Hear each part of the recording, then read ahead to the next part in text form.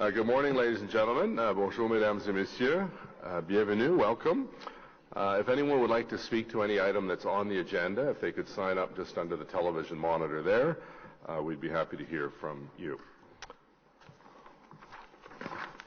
So declarations of interest, déclaration d'intérêt. None. Confirmation of minutes, adoption de procès-verbaux pour le 6 mars 2018, for the 6th of March 2018. Carried. Presentation, Confederation Line, Councillor El Shantiri.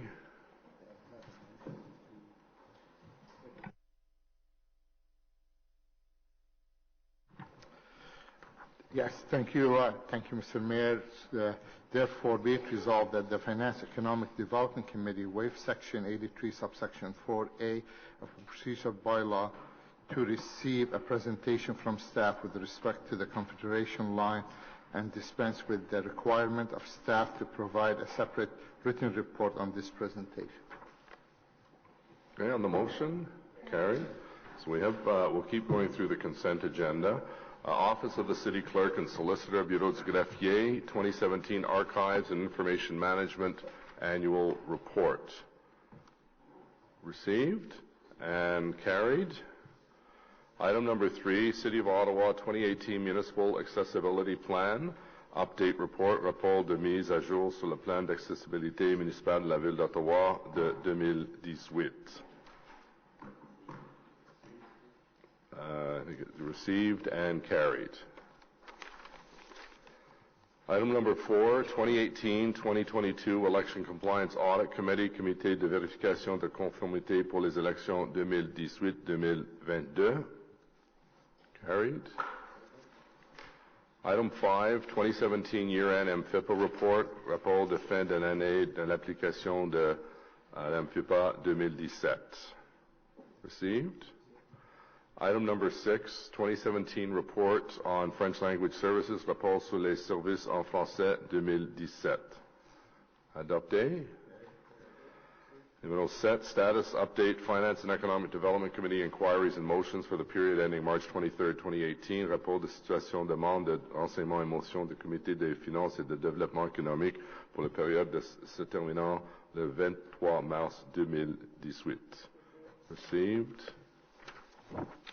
Corporate Services Department, Direction Générale des Services, numéro 8, 2018 Budget and Special Levies for Business Improvement Areas in Sparks Street Mall Authority, budget de 2018 pour les zones d'amélioration commerciale et l'administration de Mall de la Rue Sparks.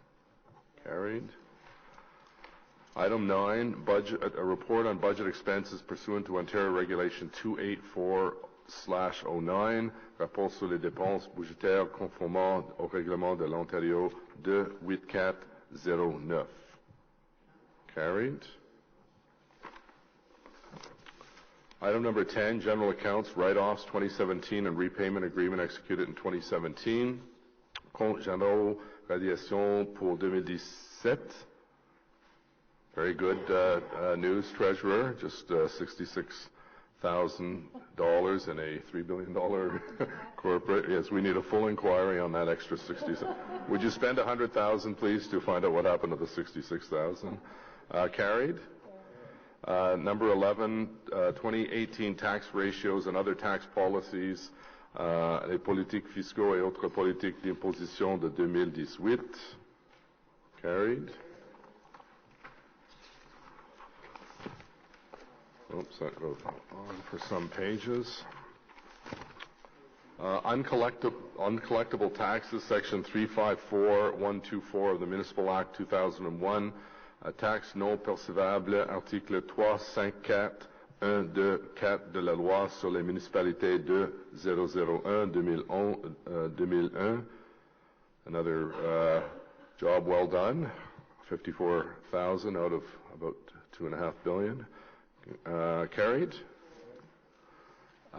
Expropriation of lands, Canada South Link, expropriation de terrain de Canada Sud. I know, Councillor Hubley, this is one of your projects you've been working on a long time. On the motion, carried.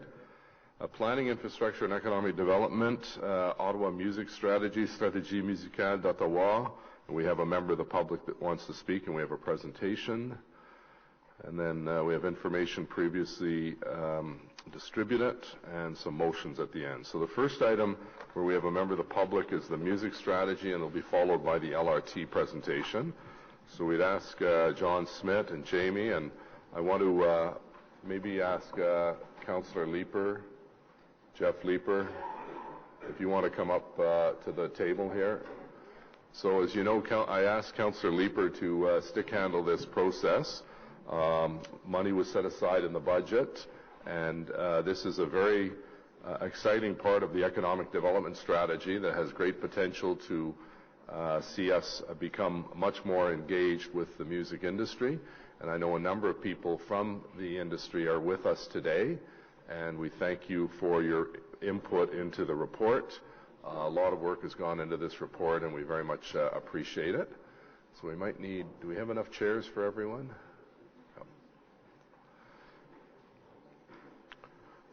So now who is going to give opening remarks? Jamie? Okay. And then you'll do your presentation, then we'll ask Councillor Leeper to offer some comments, and then we'll open it up. We have a member of the public, Aaron Benjamin, wishes to speak to the item. So Jamie, maybe introduce yourself, and the floor is yours. Merci.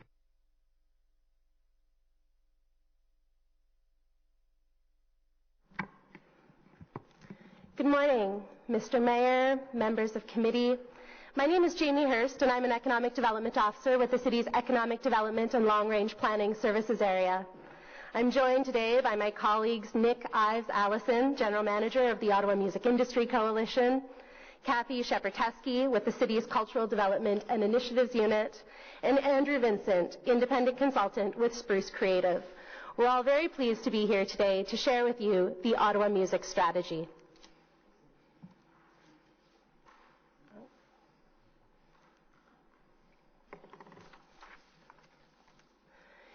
It's a Thursday night in April.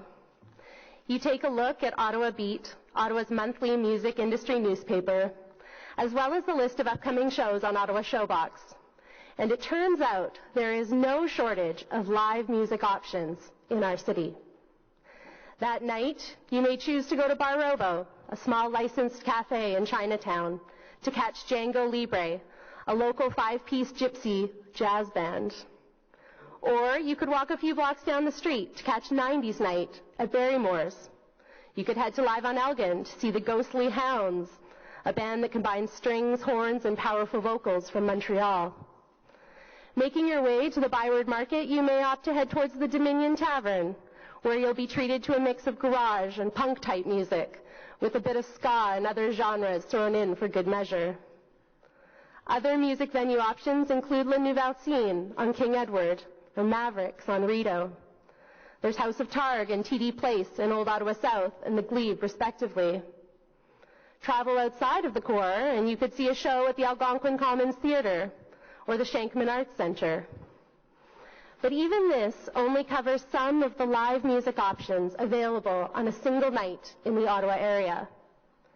Not mentioned are the singer-songwriters at the NAC's 4th Stage, the local hip-hop DJs at Babylon, or the countless open mic nights and cover bands at our neighborhood pubs. Reviewing the exhaustive list of live music on a single night in Ottawa provides clues to why music is so important to our city. It not only creates jobs for musicians and sound technicians, security personnel, and bar staff, it also creates opportunities for people to meet, to socialize, to participate in culture, to experience different neighborhoods, and to see our city as an exciting place to both live and visit.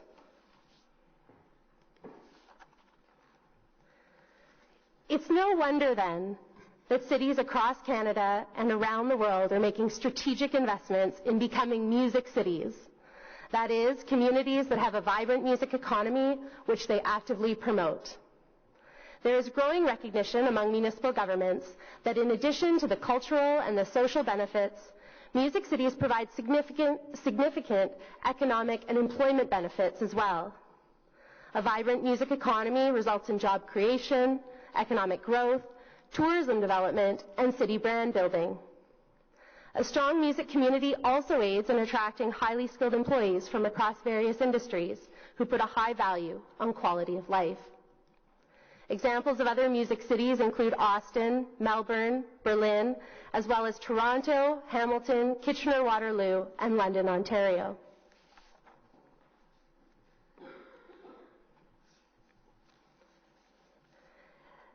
The Ottawa Music Strategy is the culmination of developments that span multiple city departments and across the local music industry itself.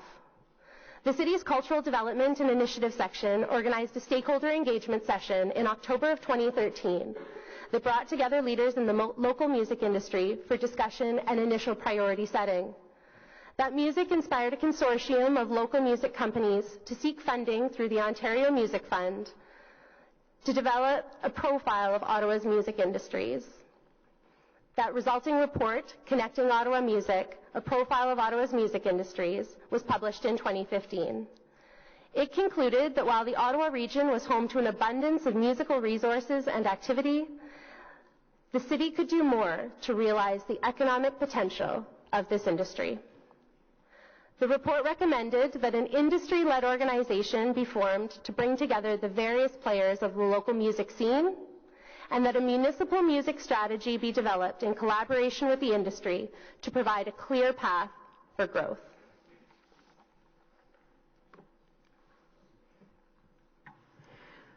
Following the release of this report in early 2015, the Ottawa Music Industry Coalition was founded in the fall of 2015. The Ottawa Music Industry Coalition is a federally incorporated, bilingual, membership-based, non-profit organization. OMIC, as we're more affectionately known, currently represents over 180 members of the local music industry. We are the only local music association of our kind in Canada, and we pride ourselves on being able to use our relationship to our members to offer meaningful programming and professional development opportunities that address the specific gaps and challenges our local industry faces.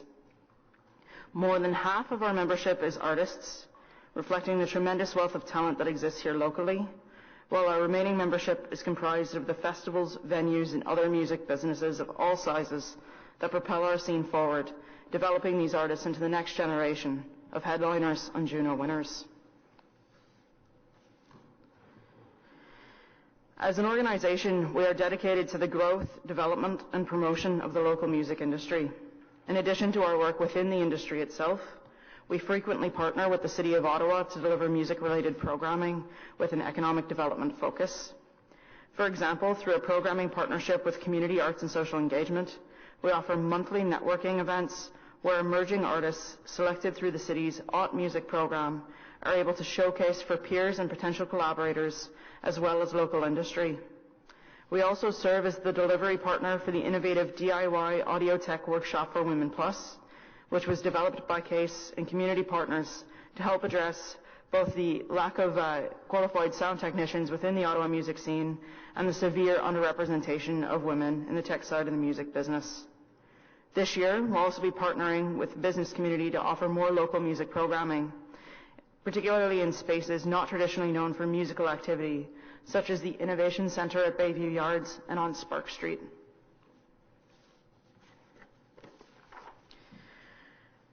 Building on the success of the Ottawa Music Industry Coalition's work, in consultation with local and national industry leaders, capitalizing on the momentum generated from the planning of the 2017 Juno Awards, the City provided funding to OMIC in the spring of 2017 to develop the Ottawa Music Strategy, the second of the Connecting Ottawa Music recommendations to be launched in early 2018, and that's why we're here today. To ensure that the local industry was the driving force behind the strategy, OMIC retained consultants to assemble a task force of industry leaders, facilitate a consultation process with the broader industry, and draft the strategy. In June 2017, this newly formed task force sat down for the first time to create a vision for what Ottawa might look like if a music strategy was successful. So that task force was asked to look ahead in the future to the year 2030 and you know what might Ottawa look like if everything came together. And a set of statements came out of that process, and those statements form the broad goals for the strategy, and also they anchor the recommendations for the strategy. These statements reflect a future ideal vision of Ottawa rather than today's reality. So if you can imagine, the year is 2030. Music is an undeniable part of the Ottawa brand. Ottawa residents recognize and celebrate the value of music. Music is a great way to make a living. Music education is a part of everyday life. Ottawa is respected as the most inclusive music city in the world. Live music venues anchor Ottawa's thriving music scene and nightlife economy. Diverse media outlets work together to nurture Ottawa's brand as a music city. The local music industry is organized and visible. Local music is a go-to resource for the business community. Ottawa's capital city status is a difference maker, and the city helps lead the way. The municipal government is applauded as a global leader in fostering music city growth in a way that balances the needs of both industry and residents. It works hand in hand with sector leaders to fully activate its music resources, fill key gaps, and remove obstacles.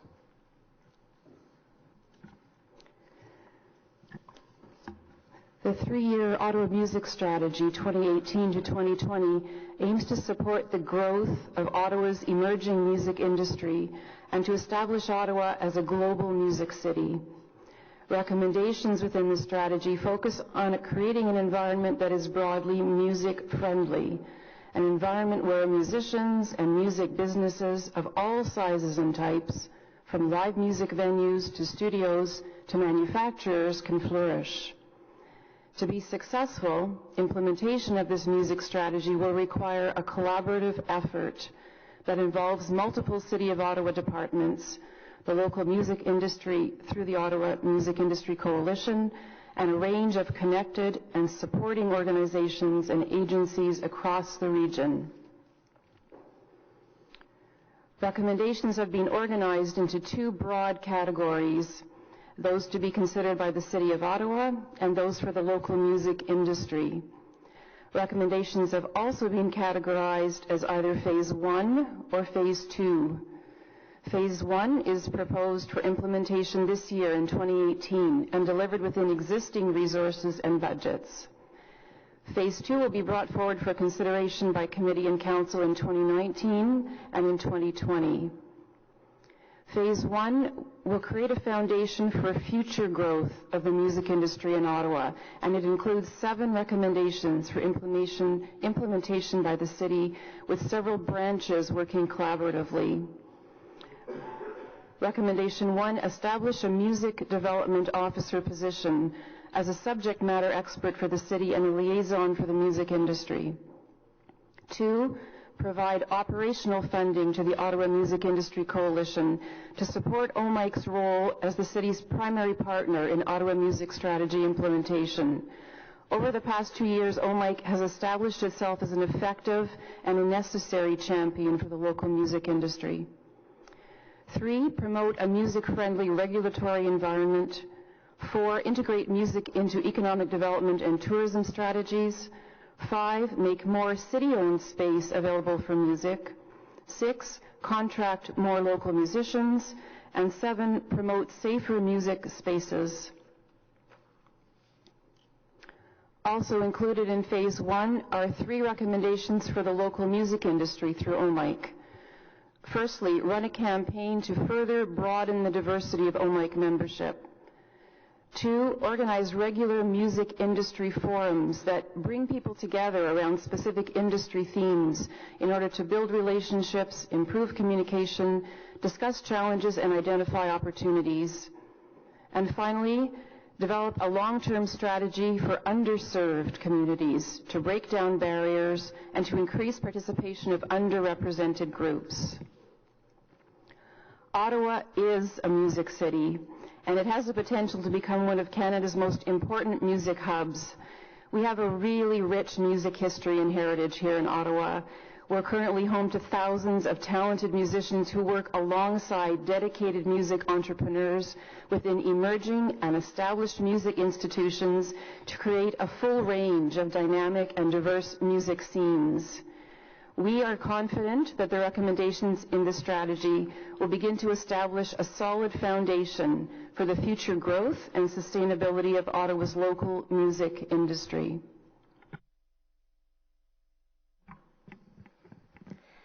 This project was made possible thanks to the dedication and contributions of the task force members, who truly were the driving force behind this strategy.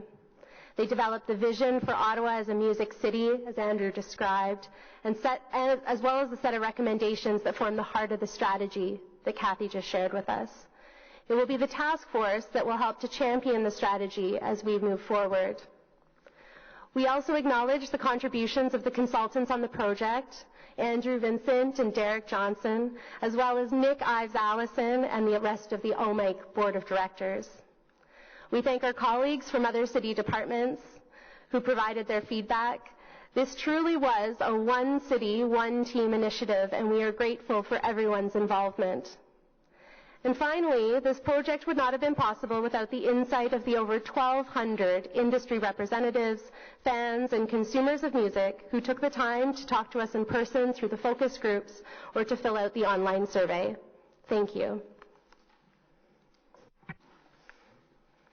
Thank you very much, and thank you all for the good work and the hard work. We have one member of the public that would like to speak to this, so we'll have to get someone to give up their seat maybe at the end there where the public delegation sign, and ask Aaron Benjamin from Music Canada Live to come forward. Is Aaron here? No? Okay.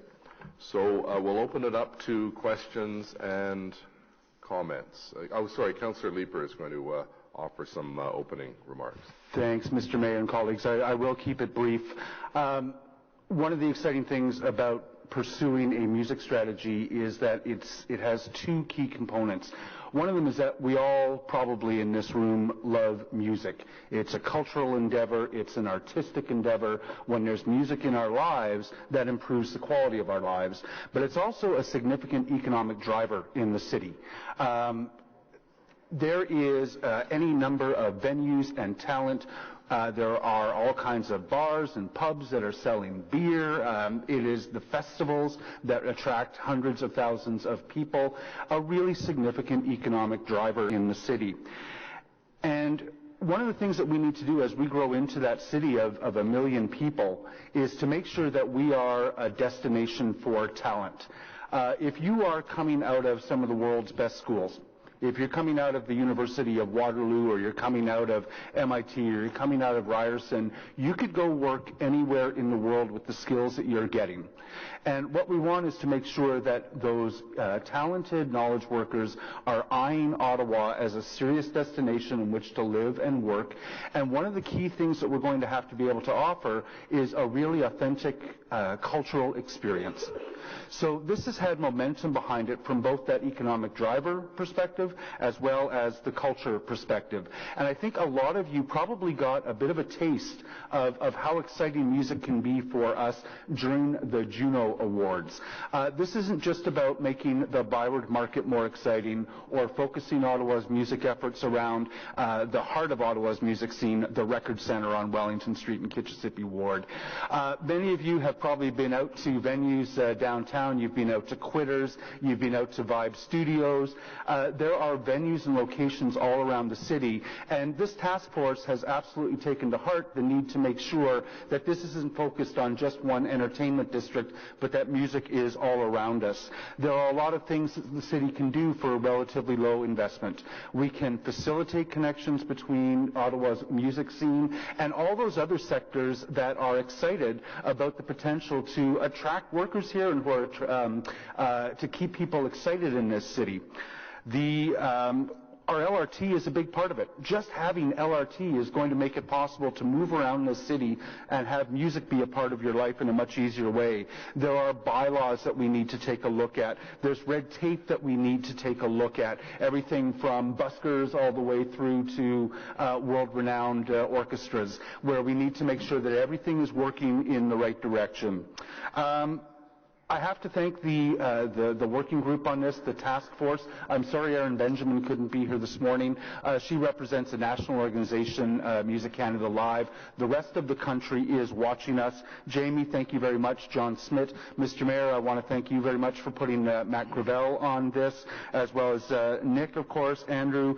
Two gentlemen who are not here today are Coinde Defense, the city's own, who has been a driver on this, as well as John Bartlett.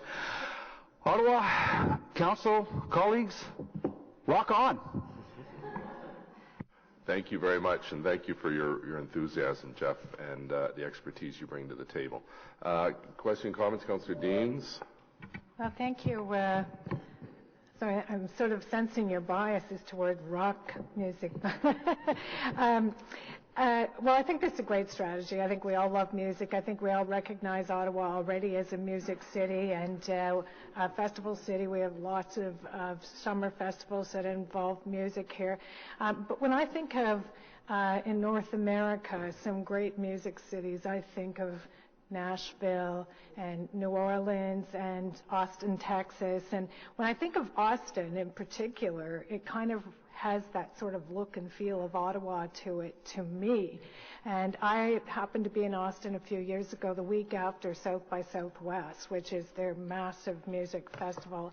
And there were still 700 venues, restaurants and bars in Austin that had live music the week I was there. Like 700 venues is an amazing amount of music. And I think of Austin as a real music city because of that. Yeah, like you barely go into a bar that doesn't have a live music like all day long. So I wonder how much you looked outside Ottawa at cities that are doing music really well and using it as a means of economic development, and are there lessons that we could learn from cities like Austin, Texas? Thank you very much. Mr. Mayor, we certainly did look at cities outside of Ottawa. Part of the process has really been to look at what's going on around the world and in Canada. And this strategy builds on some of those best practices, for example, like the creation of a music development officer, the creation of spaces for music. Things like musician loading zones is something that Austin is known for. So the strategy does look at what's being done in other places, but also has created as a Made in Ottawa, a Made in Ottawa strategy that's building on what our realities here. And I think what's exciting is we're already hearing from other cities, for example, Music Canada, which is the leader in Canada in terms of developing research, who are already looking at Ottawa for what we're doing in terms of, the unique way that we're going about it. So I think we have a really exciting kind of blend here of best in practice plus made in Ottawa. Also, just want to take a moment to thank Councillor Leeper, who's been really a leader in pushing this forward. So, and that's one of the things that's been great in terms of what's going on in Ottawa as well, is having that, city buy-in all the way along. Mm-hmm. So, thank you. Just one last comment, and that is, I like hearing that you're looking cross-departmentally at your strategy here and breaking down those silos, because I think for far too long the city has been siloed and staff don't know each other in other departments. I saw that through the BBRN process, and I think to be truly successful we have to start breaking down those silos across the corporation. And I'm glad to hear you're doing that when it comes to music strategy, so thank you. Councillor Chernyshenko, please. Yes, thanks very much for the presentation and all of your work getting to this point.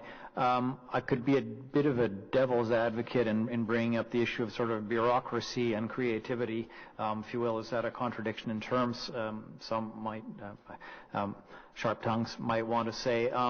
But On the other hand, there's a tradition in Canada, whether it's the National Film Board or the creation of Canadian content rules, where some people might have said, well, don't let a bureaucracy get involved in creativity. It's just going to create some sort of a sterile thing that we'll call art.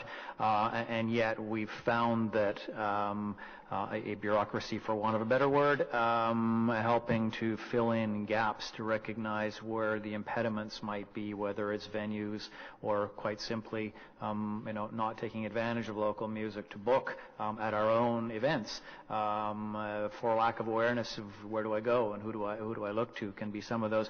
What would you say in response to that possible critique that, what business does the city have being involved in what is fundamentally an artistic expression? Can't that just happen on its own? I think municipal government does play a role in terms of building that music-friendly environment. So there are a lot of regulations, incentives that municipalities across the country have been able to put in place that in fact helps to empower the creativity of the local music industry. As Andrew mentioned, the combination of a city working hand in hand with the industry is quite a best practice, and Ottawa is already being looked at in that regard. So the city does carry a role, and I think that we're on the right path to enabling that. If I may, Mr. Mayor, I started my comments out by noting that music is both a cultural endeavor as well as a sphere of economic activity, and we do call it the music industry. And the city is no stranger to seeing how it can help promising sectors of our economy as we try to make sure that we are diversified beyond just being a federal government town. There are things that we can do to assist industry that would be the same whether we're talking about music or whether we're talking about the high-tech companies that are in Canada. And part of it is just making sure that the city is not getting in the way. Taking a look at our bylaws, taking a look at our regulations to ensure that the industry is able to develop without a lot of red tape. And I think that's going to be an important part of applying a Music City lens to a lot of our endeavors moving forward. There's also a really key role. We have a fantastic talent base here in Ottawa.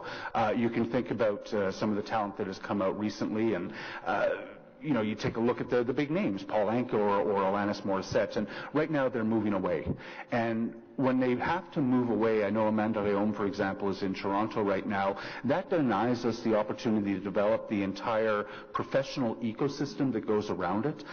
It's not sexy, but one of the things that we need to look at when we're talking about the music industry is the accountants and the managers, those professionals who take care of musicians' careers as they develop. And I think one of the things that we can do as a city is facilitate those connections. We already know them through Invest Ottawa. We already have great ties with Tourism Ottawa as well. A facilitation role isn't necessarily a role trying to promote a particular musician. A facilitation role is something that we would do with any sphere of economic activity in the city. Great. Anything else, Councillor? Yeah, thank you. No, and I totally agree with it. You could say I was lobbing you a softball on that one because I hadn't heard a lot about that, and that critique, if you will, does come up sometimes, and call it an unfair critique or just a certain point of view. As you say, whether it's the film industry where we hear the same thing and the same need, we do it in sport all the time. There is a role for, if nothing else, identifying gaps and then getting out of the way, removing red tape. And if there's more we can do, all the better. So thank you for all your work, and with pleasure I will support it. Great, thank you. Councillor Aguilar, please.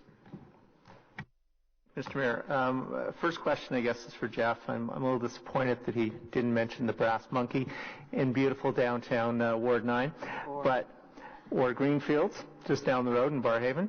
And in a funny kind of way, though, that leads to a more serious question. And I just looking at the pictures and hearing the presentation and the rock on, and one of the other councillors alluded to this.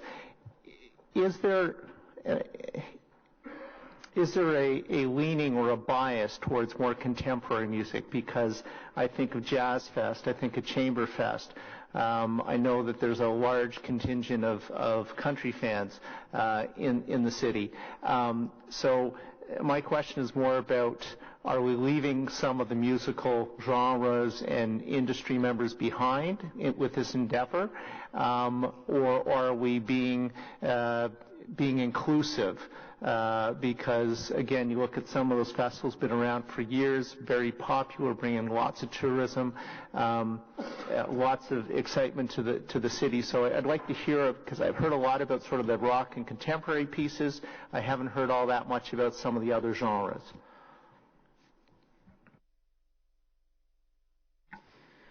Mr. Mayor, I can assure you that we're not leaving those genres behind. Both TD Jazz Fest and Chamber Fest are members of the Ottawa Music Industry Coalition. The pictures do have some bias because it's what we were able to get the photo credits to use.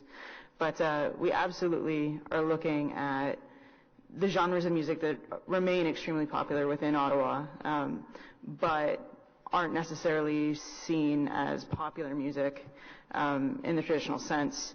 We've been in talks with Ottawa Tourism around how we can find ways to better leverage the massive pool of country music fans to support the growth of the industry and as an economic development opportunity. We had that meeting last week. We also spoke with TD Ottawa Jazz Fest to do better about promoting the local talent that's playing on their bill this year. And we have regular conversations with Chamber Fest around how we can better integrate the contemporary music communities and the classical music communities that are here in Ottawa so that young composers are able to meet new potential collaborators and discover new ways to get their music heard by new audiences. So these are conversations that we're engaging in all the time. That's why the sector forum piece for the Ottawa Music Industry Coalition is so important, because things like the Live Music Sector Forum or Artist Sector Forums bring together those working in diverse genres, those working in diverse ecosystems, and helps them come together to find common ground so that we can promote one another and develop more cohesively. Right, thank you. So on the report, Councillor Monette, sorry. Thank you, Mr. Mayor. Looking at this report, have you been involved with Trinidad at all? Are they part of the group? Right, who was that, Councillor? I didn't. Trinidad. It's a Francophone Awards that is held every year at the Shankman Centre, and it's pretty well equal to what the Junos is on the English version. And it's I know I've sponsored them in the past. I was at the event there last year, and it is first class, and they recognize Francophone talent, across Ontario. And I think it's something that if they are not part of the group, I think an invitation to them should be put out. Or if you wish, I know the director very well. I can tell them to contact you and see if they would be interested in being part of it.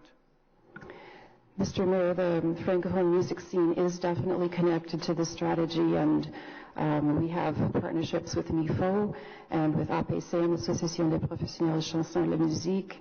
There have been quite a few stakeholders involved in focus groups through the strategy building, as well as public engagement through the survey. So we're on a really good track to even further connect the Francophone and Anglophone music scenes here in Ottawa. That's great. Like I say, the gala is something else when they do it. I believe it's every second year they do it, and they do it at the Shankman. We're quite fortunate that they've chosen that location. I also want to congratulate you. I mean, when it comes to music, we have a good variety across the entire city of Ottawa, going from Barrhaven to Orleans. You can always find good venues. We're seeing more and more festivals, which are bringing out more artists, and I think it's fantastic for the city. And keep up the good work. I think it's something that we did not do in the past in an organized fashion, and I think it's something that is moving along very well now. And it's an identity. You go to Montreal, you go to major cities, they all have it, and Ottawa compares very well to it nowadays. Thank you. If I may, Mr. Mayor, very briefly, Councillor Deans referred to Austin, and a lot of music cities try to take a look at that. I think this group here is explicitly taking a look at the fact that we're not Austin. One of our advantages is going to be that cross-genre collaboration. We have an incredible legacy of country music out in the valley. We have a really thriving jazz scene.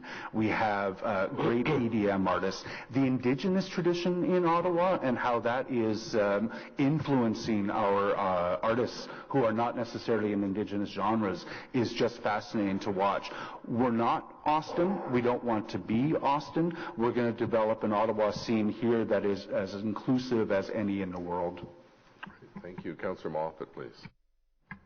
Thanks. Just a quick, I know that a lot of this discussion, like you just said, was about the scene itself, what's happening here today. But I'm just curious about venues. I know in the past, like I like outdoor venues. I've gone to CMAX Center, Canandaigua, New York. The Lakeview Amphitheater just opened up in Syracuse a couple years ago. Saratoga Performing Arts Center, which is booked and run by Live Nation. It's owned by the state of New York. Down in Philadelphia, the Mann Center in Fairmount Park, the BB&T Center just across the river in Camden, New Jersey, on the campus of Rutgers.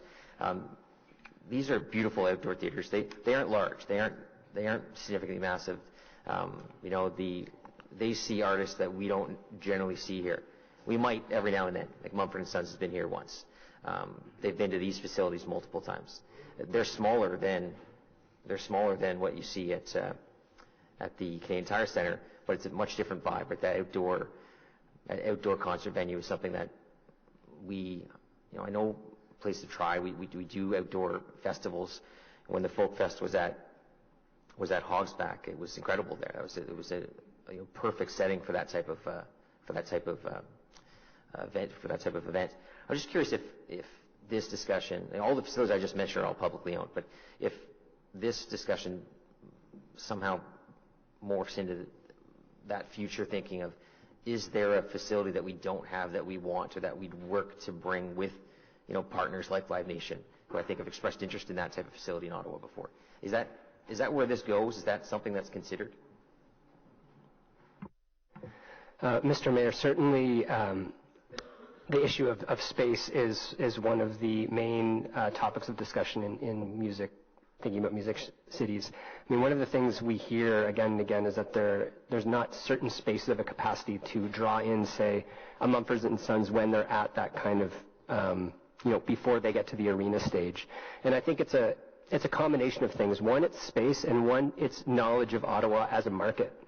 And so I think what we're seeing now is Ottawa's evolution again as a market that is bookable for artists like that. And that's what we certainly want and need to have happen here for Ottawa to, evolve, is to have those artists that are coming in and doing 1,000, 1,500, 2,000 people venues, and they're inspiring to audiences, they're inspiring to artists. I think one of the opportunities for this type of work where we have a conversation going on between the industry and the city and different departments is also knowing about what spaces are available and how we can leverage those spaces. And certainly I think an ongoing conversation is what is missing, and now that we have everybody talking, what can we do about it? Thank you. Great. So on the report, carried. Congratulations. Thank you. Next is Confederation line update, mise à jour sur la ligne de la Confédération. We have a number of people that are going to take their seats at the delegation table.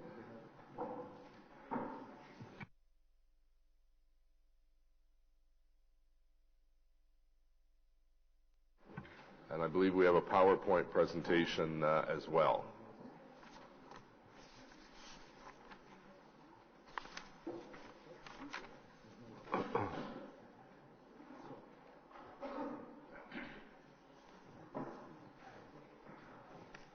Hello, Jan.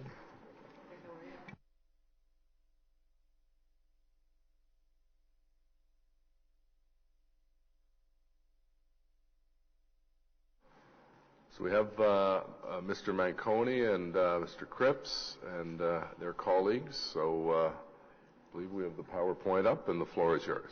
Welcome. Bienvenue. Thank you, Mr. Mayor. Good morning to everyone, members of the committee. Today's update takes off from last month's update, and what I want to highlight for you is the key works that have been completed. I also want to give you the delta from last month in terms of the stations, and a good look ahead in terms of what's coming. And then I'm going to close off with a key series of things that we're tracking in terms of critical timelines as we move forward. Mr. Mayor, I want to just remind you in terms of what this city is getting in terms of its transformation of our transit system. You're getting a state-of-the-art BRT to LRT conversion, the first in the world. On opening day, it will be the busiest LRT in North America, carrying 11,000 passengers per hour per direction. And with that comes a 2.5-kilometer tunnel, a state-of-the-art system, and stations. And this picture, which has some of the best LRT vehicles in the world and the first of its kind in terms of speeds. These vehicles can achieve 100 kilometers an hour, which is very critical for Stage 2 and beyond in terms of operating speeds. This is a number of the vehicles in the storage facility on Belfast. With respect to the schedule, a reminder, RTG has told us that they will have RSA revenue service availability on November 2nd. Mr. Cripps and his team and I and the city manager continually remind RTG of their obligation to make this date. We are staying on top of them from a scheduling perspective, from a project management, but also from an in-field assessment, continually monitoring them, and we're doing some deep dives on some of the critical systems and elements that we've highlighted to you in the past to make sure that they stay on track. This is their date to achieve, and we remind them of the expectation of us as the staff and as the city of the whole to achieve November 2nd. These next series of photos, I want to thank Alstom and RTG. They rarely permit us to take pictures inside their assembly plant. Those state-of-the-art vehicles that I talked about have a number of proprietary elements that other industry builders don't have on their vehicles. So this is an inside look at and pictures of things that they rarely share with the public. That is vehicle number 32 of your 34 being assembled. So the white base is on the assembly line, and it's entering into the production line.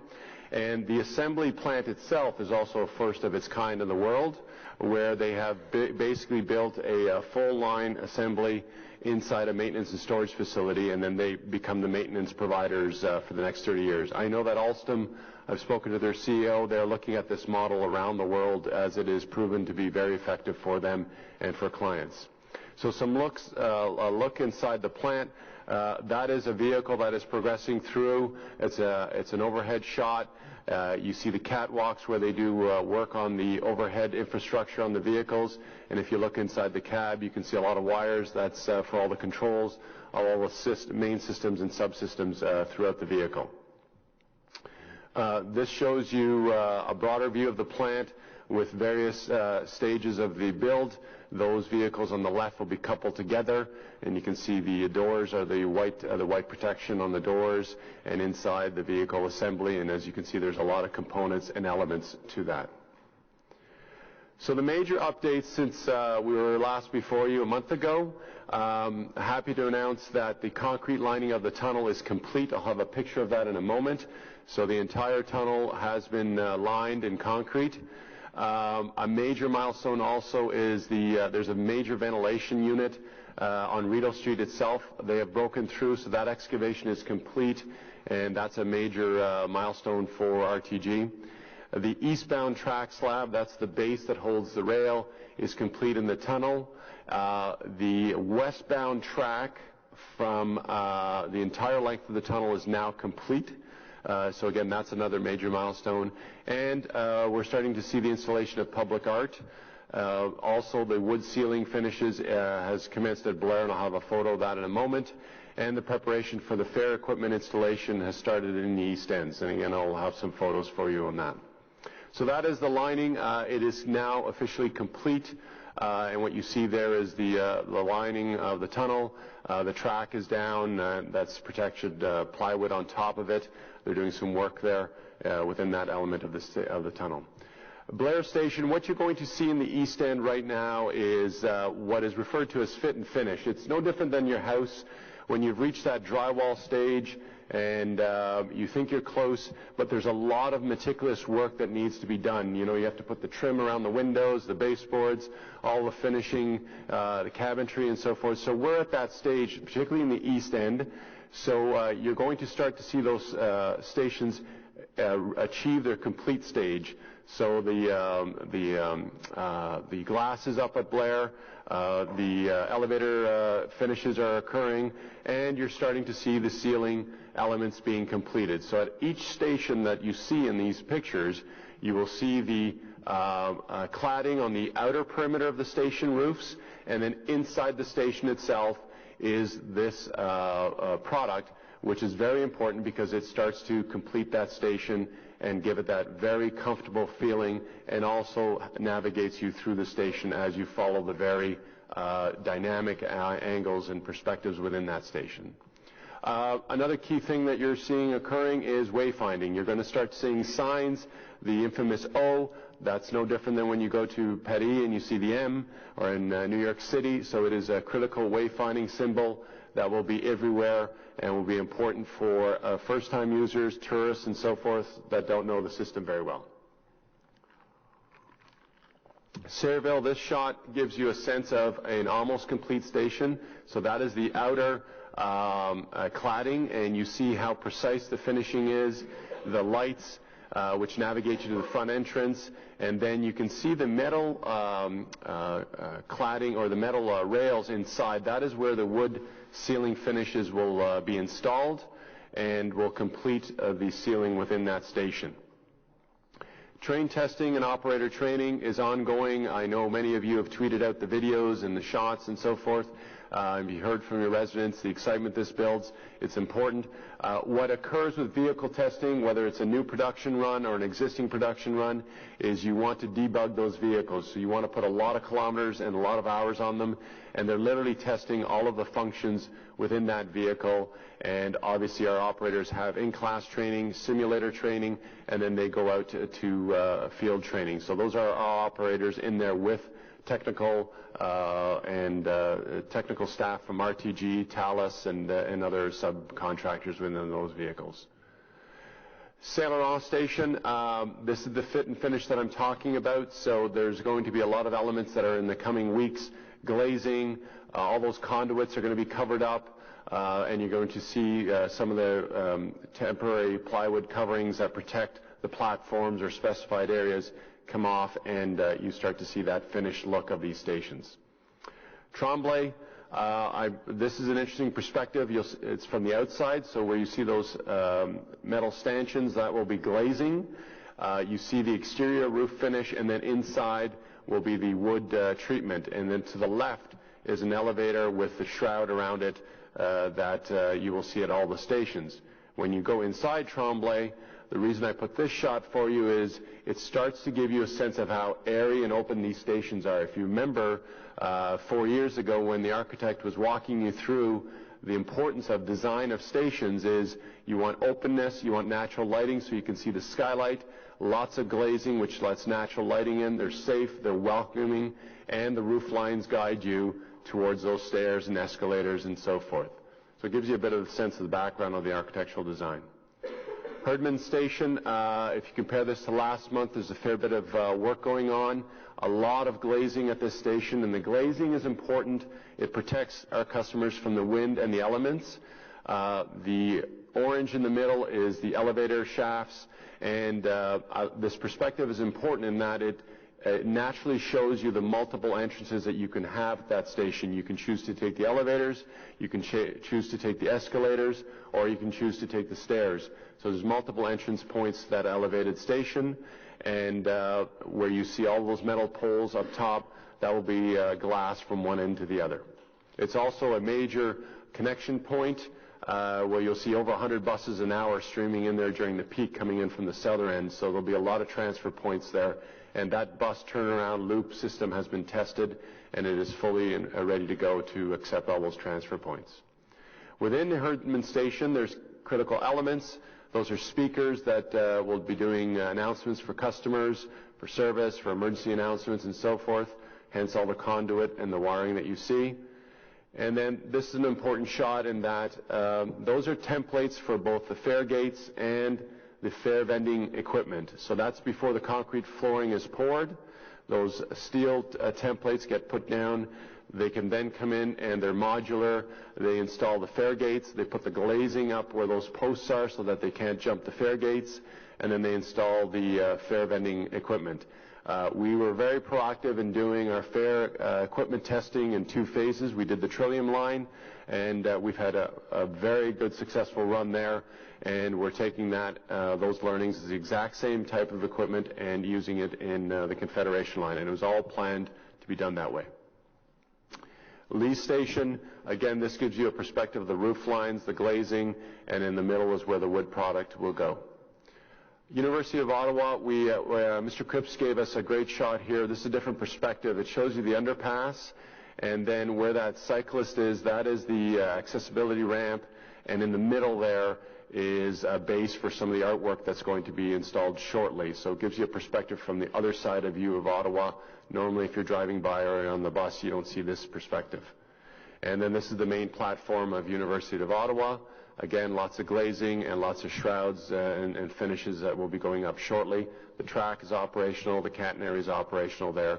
So trains, and we have made trains go up all the way to University of Ottawa. Some of you may have seen that. Rideau Station, again, invisible to people that are up on the surface. Lots of activities. Track is down. The concrete lining, as I mentioned, is finished. And what's also critical are Rideau is your largest station, and there are multiple connection points. This takes you up to the surface, so that is that's designed to be that way. That's a breakthrough. That will connect up to the ground level up at Rideau Street itself. And then what you also see are those mid-station entrance points. So to the far right in the back, that column is an elevator shaft that gets you into the Rideau Center itself. So lots of connections into Rideau Station, and you'll see hundreds of thousands of passengers go through there on any given day. Parliament, this is a mid-station entrance point. That's where your elevator shafts are going to come up. Again, lots of glazing, wayfinding, and so our customers will be able to connect up at ground level to those stations. Parliament, down below, you see the track is down, the escalators are in, they're getting ready to do some of the finishing on the walls and also on the platform edges. And then Lion, I wanted to show you this. If you look to the far right of that escalator, you'll see the white finish panels that are going up, but you'll also see the gold color inserts. What our teams did is every station has a name, but also like Montreal, New York City, Paris, and so forth, there's a color that goes with them. So Parliament is red, Lion is that gold, and so forth. And so that is also a connection point for people that don't know the system. So there's wayfinding, there's signage, there's digital boards, but there's also colors that have been infused into the design. Artwork is starting to spring up at all the stations, and that is a very good sign because that gets us closer to the end. The artists are busy at work, and I can't say enough about how important the art is to making these stations welcoming, making them part of our art community and our overall general community. And we have some very impressive pieces of art that will be going up in the coming months throughout all the stations, both the integrated art and the non-integrated art. Pimisi is a beehive of activity right now. It is a very significant and large and complicated station. What you don't see to the left in the creek bed is there is a concrete pad for the eel, and you'll recall when we named Pimisi, we made strong commitments to have some integrated art, so you will see an eel within that creek bed, which will look magnificent.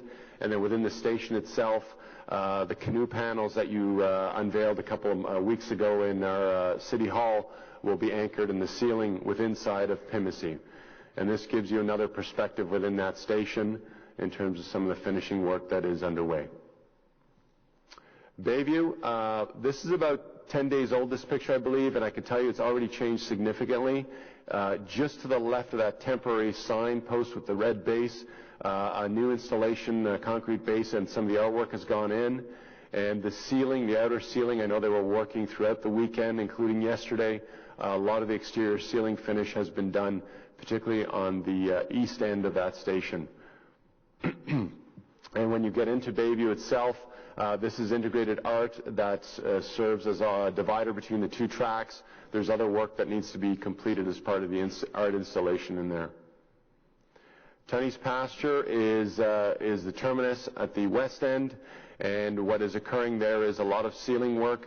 Also to the right, where you see the blue styrofoam on the side, and to the left, they're getting ready for the finished panels. What you will have down the middle is a colored overhead glass, which will diffuse the sunlight in multiple colors, and then there's artwork on both sides of those walls, which again will make it a very welcoming place. Another perspective of Tunney's Pasture.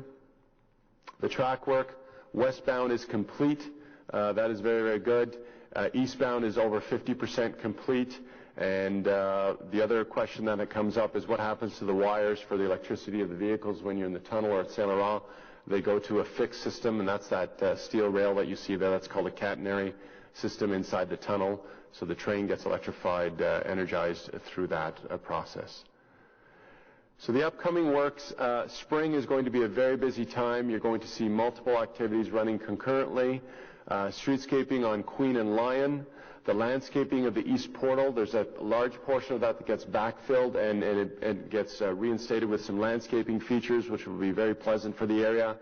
The track work will be fully installed, and the electrification of the western alignment and through the tunnel. The key milestones that Mr. Cripps, myself, and the entire team are tracking, these are major signs that will give us some a higher, start to increase that confidence level that we're going to achieve November 2nd, is a train needs to get through the tunnel and brought over to the west end. We don't have a date for that yet. We will advise accordingly on that. Getting the train to the west end of the system enables us to do testing on the western portion of the track. The second last bullet on this slide is really the most significant one. When we have multiple trains, and it will start with 3 of them, on the east end of the track, running in CBTC mode, that's automated mode, that will be a major, major milestone if that is achieved, in that those trains are communicating with all the main systems and the subsystems, and they can operate in fully automated mode, which is what we're looking for. That will then enable us to go from 3 trains to 5 to 7 to 10 and eventually to 34. And then the other major milestone that we want to track to is train testing coast to coast, from Tunney's to Blair.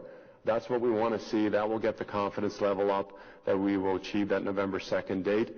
Those are the 3 key milestones that we are tracking and working with RTG, and we'll be keeping you updated on those as we progress. Thank you, Mr. Mayor, members of the committee. That concludes the presentation. Happy to take any questions. Right. There was an issue, Mr. Manconi, with respect to Presto and the fare gates in Toronto. Are our fare gates, they're at Carlton and one other site, how have they been working? Do you know of the situation in Toronto, and is it going to affect us here? Yes, I'm very familiar with the Toronto situation. It's totally different than ours. Different fare gates, they're shorter. Different software configuration. They have multiple software systems that need to communicate. They're also retrofits. We have had a very high success rate on our fare gates. On the Trillium line, virtually no problems.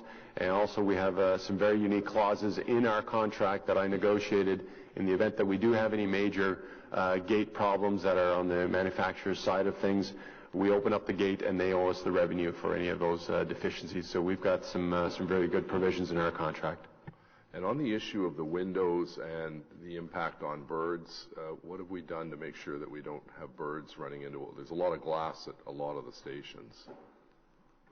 Mr. Mayor, I saw an inquiry on that, and I don't remember all of the details. I don't know, Steve, if you remember. I know there was something that responded a while ago in terms of some of the treatments, but I can't recall. Do you? I don't, Mr. Mayor, but I can follow up with you. I know we've had an inquiry on that. Okay, great. Councillor Deans? Thank you, Mr. Mayor. And let me just say those stations are beautiful. I know they're a long way from finished, but they're distinctive, and I think they're really nice. But boy, they look a long way from finished for November 2nd RSA date. So I'm wondering, Mr. Manconi, where your confidence level is now on RTG's ability to hand over the system to the city on November 2nd. Mr. Mayor, my position hasn't changed. I do not worry about the civil works. I worry, as I've said numerous times, about the system integration and the vehicles and the ability of all those main systems and subsystems to communicate highly effectively, because they have to stop in the exact same spot thousands of times a day and open doors and so forth. And my confidence level, as I've told RTG, they can give me all the schedules and all the assurances they want, but Councillor, you know my style. I'm very cautious. And until I see that last slide that I walked you through about those 3 milestones, it's kind of like when we rolled out Presto, we had that criteria. I heard some hesitation when you put that slide up. You said, if we get this through the tunnel, so it made me really wonder where your confidence is. When I see those trains operating in fully automated mode, that is another step towards increased confidence. So I say that from an observational perspective, but the other lens that I always apply is there is a lot of money riding on RTG to make sure they achieve that date. They need to achieve those dates for their well-being. And we are backstopped financially. We've got, as the Treasurer and the Mayor have said, we've got lots of carrots and lots of sticks. They need to ensure they deliver. And my confidence level increases over time. I'm not worried about the civil. I'm worried about the testing and commissioning and all those subsystems talking to each other. Yeah, it looks like it's got a long way to go, and I understand you're not going to put a service, you're not going to put it into service until it's ready, but it's just, there's a lot to be done here, it would seem. But it'll be interesting to see how this goes every month as we move forward, where your confidence level goes. So also wondering about the finalizing the financial side of this and the negotiations around incremental costs. How's that going? So both parties are in discussion. It is a complicated process, as you can imagine. There's a lot of money associated with it. We are both collecting documentation right now. We're doing a lot of due diligence on both our sides. We've had multiple meetings, and we'll be talking to them throughout the summer. And I think there's a couple of scenarios that can come out. As Mr. Kanellakis' memo said, we can either settle things now, or things could drag out and settle post-revenue service and beyond. So, but both parties are actively engaged. It is senior level people at the table, myself, the Treasurer, and on their side there's executive people from their team, and there's a full reporting into the City Manager, and he has made the directive to RTG crystal clear in terms of what their obligations are. I can assure you that. Is there any movement on things like responsibility for the sinkhole? Is there any early agreement that you're getting on any of those things? Mr. Chair, I'd hesitate to, where's Mr. O'Connor? I'd look to Mr. O'Connor, because as we've said in the past, I don't think you want us talking publicly about negotiating strategies, so I'll turn it over to Mr. O'Connor. Mr. Mayor, yes, I understand that staff, as the GM has already indicated, are fully engaged in this, and unless committee was willing to go in camera, I wouldn't recommend further discussion on the negotiation points. I understand that Mr. Manconi will be back should there be any update or resolution to the current negotiations. Okay, I guess the other piece for me is as we're, pushing toward that November 2nd date, and I told you I had heard just from people that are working down there that RTG has hired people whose job it is to push for completion. And when I heard about the injuries in the tunnel last week, it makes me wonder if they're pushing too hard. So what assurance can you give us that the workers that are down in that tunnel are still safe? And what was the cause of the injuries last week? So the numbers that RTG produces the Ministry of Labour in terms of lost time is still very, very low compared to other scope and scale of projects of this size. Mr. Cripps, myself, and the CEO of RTG meet every month with Sean McKenney of the Ottawa Labour Congress. He has direct access to me about any concerns, and we also update him on any situation that we hear about. And then also a reminder, there's literally thousands of workers doing concurrent work, and it is tough and difficult work. Now, most of the tunneling work, all the tunneling work is done.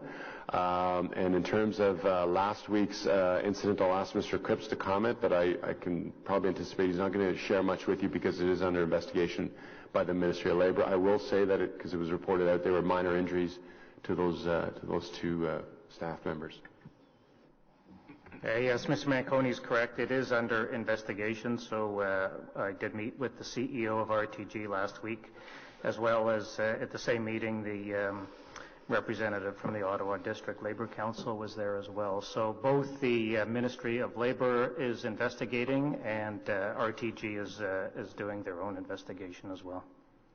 Okay, thank you. And then my final question, I think, is probably for Mr. O'Connor, and it's around the land acquisition. I remember back in, I think it was 2012, the Peter Hume motion that said we couldn't see the information about land acquisition until it was complete. And I understand now that all 74 properties are in the possession of the city and are complete, with the exception of, I think it's 9 properties that there is some possibility if there's a demonstration of impact to the business, there could be some reconciliation. But having said that, that's nothing to do with the actual cost of the land, which is all complete. And so with that in mind, I'm wondering when we can expect to see the details of the land acquisitions. Mr. Mayor, I'll go back and review that with operational staff in corporate real estate. I'm not aware of that current update that the member suggests, and I'll go back and review it and provide an answer in due course. So through a memo, or? I'd be pleased to provide a memo, Mr. Mayor. Thank you. Okay, Councillor Blais, please. Thanks very much, Mr. Mayor. Thank you for the presentation this morning. Given the importance of the CBTC, the systems integration and the signals, et cetera, when are we anticipating that they will reach that point and the 3 cars running through that system? Like, what's your we need it to be happening by this date kind of scenario for you to have a high degree of confidence in the November timeframe?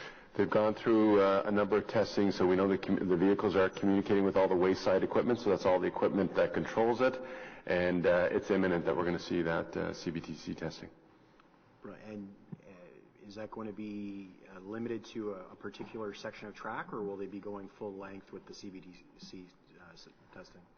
The system grows. So you start with a fixed number of vehicles, portion of the track, you increase it, and eventually what you want to see is 34 vehicles out from one end to the other. Yeah. And so we know that there's a great deal of education that needs to go, and I know that there's a marketing plan to do that. Obviously, we need a go-live date before we want to ramp up that plan. When do we anticipate talking in more specific ways about how people will move from their bus, so whatever bus Councillor Moffat takes to the train at such and such a time, except when are we going to get into some of those granular details so people can better understand how their commute will work?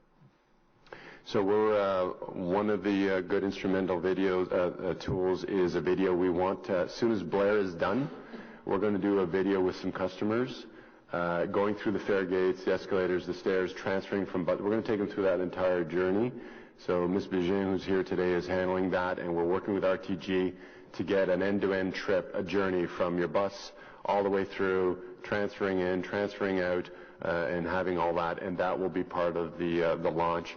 That's the I'm ready for rail piece. That's that last piece of that incremental program. So that's close. As soon as we get the finishes up in Blair. Okay. And just one last question on the presentation itself. In the upcoming works slide 38, are those the works you anticipate to happen in this month between presentations, or that's just anticipatory for the entire spring period? Spring and more. There's more going on too, but those are some key things that we know are going to pop up in a couple of weeks. Thank you very much, Mr. Thank you. Councillor Chernyshenko, please. Thank you, Mr. Mayor. I'm glad you raised the question already about bird collisions with glass. As was pointed out, became clear to me perhaps for the first time is just how much glazing there is, and we do know that's a growing issue. It's certainly an issue for a lot of residents and, of course, for the birds.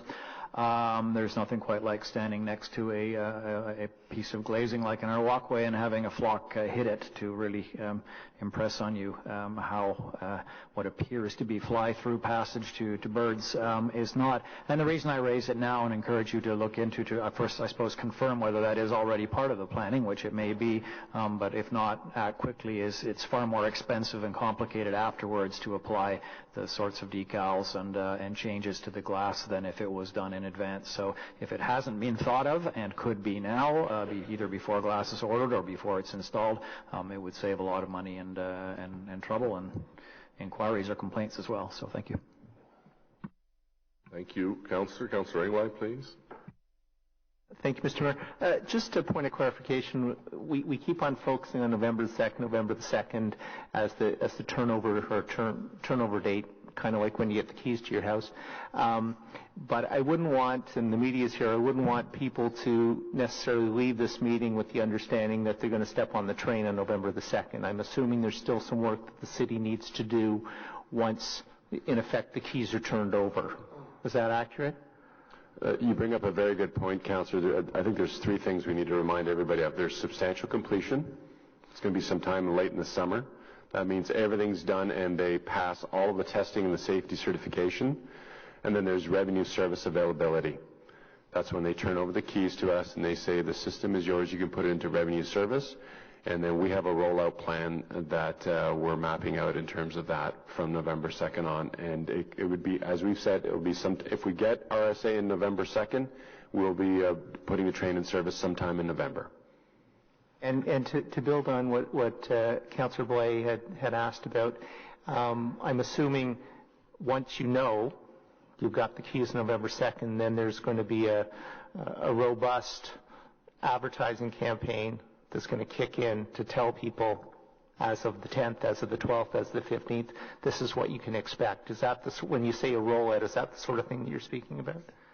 That's correct, but it's literally every single element of OC Transpo changes, right? So we have all that mapped out from how operators book their work, the scheduling, we've got layoff notices, we've got all those things that need to be done.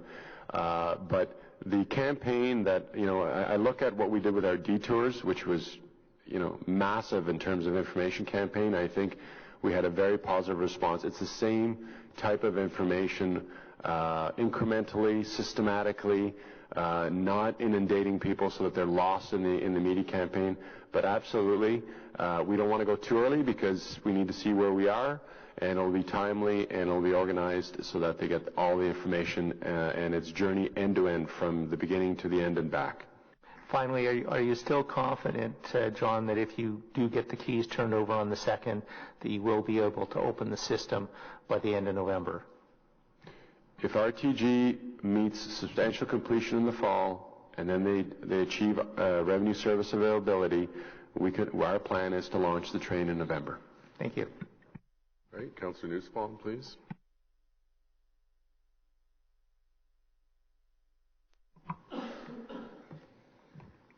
Thank you, Mr. Mayor, and good morning. Just a question to staff on the issue of payment schedule. I know that's an issue that's come up at previous briefings.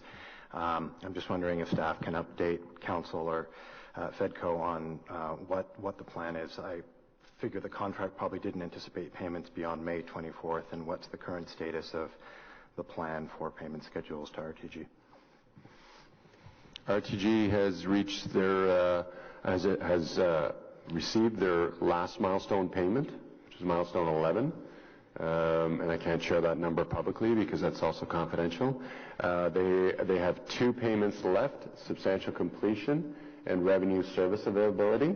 Now, as we've said in the past, we are in active negotiations, and if in the best interest of the taxpayer and the city, there is a modification to those payment schedules that gives us a higher degree of assurance that we get to November 2nd, and that all the elements are covered and there's no incremental cost to the city, and all of our principles have been achieved, we will be recommending to the city manager a modified payment schedule if they've asked for that, and if it makes sense for the city and the taxpayer, and lines up with all those elements that we've talked about in our memos and our presentations and so forth. But bottom line, they have two very large payments left, and that's why, back to Councillor Dean's point, there's a lot of money left on the table for RTG, and our contract was very strategic in that they don't get substantial completion unless they pass all those tests and commissioning elements, and they don't get revenue service, which is very significant, unless they pass all those elements also. In the normal course, when would staff expect substantial completion to occur? Approximately what date? I assume that's prior to revenue service availability. And what would be the approximate expectation for timeline for that? We're still working with RTG, but late summer is what the current thinking is, but they have to give us that formally. And RSA is November 2nd, as they've told us. If there was a decision to modify that payment schedule from substantial completion and RSA to something different, what would be the mechanism through which FEDCO and Council would be informed of that? Is that a delegated authority, or would FEDCO and Council need to approve that? I'm going to have Mr. O'Connor and the city manager check me here, but I believe the city manager has full authority. But obviously there'd be some discussion as to whether or not the city manager would choose to bring that here. That's correct, Mr. Mayor. Okay, anything else?